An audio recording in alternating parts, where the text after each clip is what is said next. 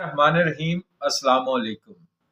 India کی بھرپور کوشش تھی کہ افغانستان پاکستان کی جنگ ہو جائے، لیکن افغانستان کی حکومت نے سمجھداری کا مظاہرہ کرتے ہوئے مذاکرات کے ذریعے مسئلہ حل کرنے پر زور دے رہا ہے۔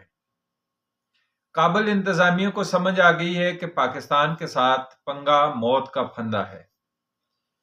کابل انتظامیہ کی عقل ٹھکانے آنے کے بعد کابل سے میٹھیاں بولیاں شروع ہو چکی ہیں اور اہم رول افغان وزیر داخلہ سراج الدین حقانی کا ہے۔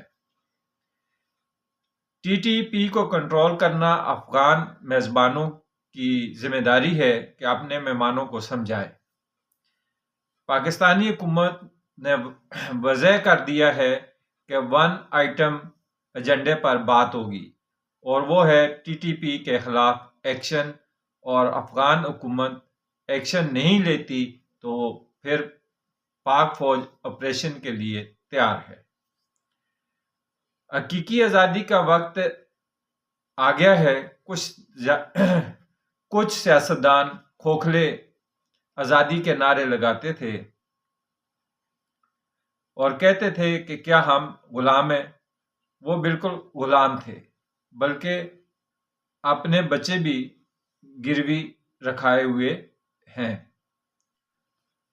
تاجکستان، روس، ایران، چین، ترکی، آذربائیجان تجارتی لین دین مقامی کرنسیوں میں فارمولے طے کر لیے ہیں۔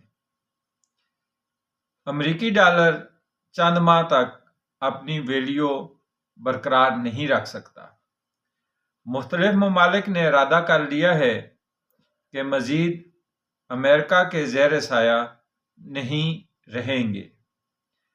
آئی ایم ایف کی رپورٹ ہے کہ 29 سال کے بعد امریکی ڈالر کی ویلیو ڈاؤن ہونی شروع ہو گئی ہے۔ چائنی کرنسی مستحکم ہو رہی ہے۔ 45 لاکھ کی فوج پر مشتمل فوجی اتحاد بننے جا رہا ہے اور یہ دنیا کا سب سے بڑا فوجی اتحاد ہوگا۔ اس اتحاد میں ترکی، روس، چائنا اور پاکستان شامل ہے۔ یہ اتحاد اپنے دفاع کے لیے بن رہا ہے۔ اگر اتحادی ممالک میں سے کسی بھی ملک پر کوئی دشمن ممالک یا دشمن ملک حملہ کرے گا تو سارے اتحادی ممالک پر حملہ تصور ہوگا اور اس کا منہ توڑ جواب اتحادی ممالک دیں گے۔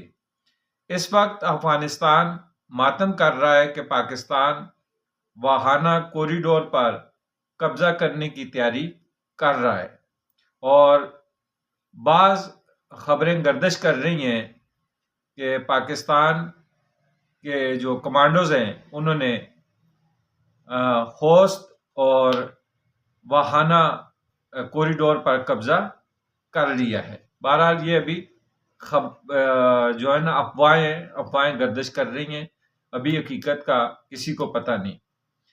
افغانستان کا یہ کوریڈور چائنا کے بارڈر کے ساتھ ہے۔ فی الحال پاک فوج کی طرف سے اس طرح کا کوئی پروگرام نہیں ہے، لیکن افغانی لیڈرز اس طرح کے بیان دے رہے ہیں۔ چینل کو سبسکرائب کریں، لائک کریں، شیئر کریں۔ شکریہ۔